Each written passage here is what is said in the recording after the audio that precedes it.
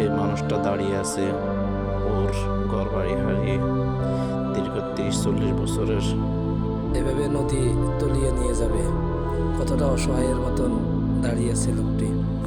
বলছিলাম ফেনী সোনাগাজীর কাজিরহাট বাজার এলাকার নদী ভাঙনের কথা। নদী পাহাড়ের মানুষগুলোর আহজারি দেখে মনটা ভারী হয়ে গেল। মানুষগুলো আপ্রাণ চেষ্টা করছে তাদের বাড়িঘর দুয়ার রক্ষা করার জন্য। দেখুন এইভাবে প্রতিদিন মানুষ যার যার পিঠে বাটি সেটে অন্যত্র চলে যাচ্ছে।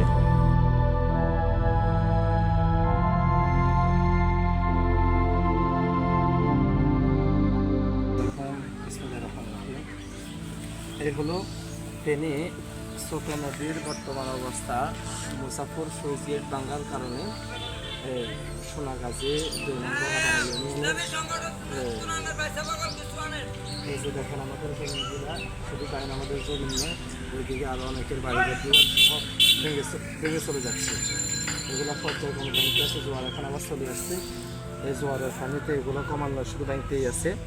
হ্যাঁ, আমরা সরকারের কাছে বিনীতভাবে অনুরোধ করব যাতে মুসাফর যে সুইচ গেটটা আছে ওই সুইচ গেটটা যাতে অতি দ্রুত এটা নির্মাণের কাজ করে, যাতে এই সোনাগাজীর মানুষের ভোগান্তিটা কমে।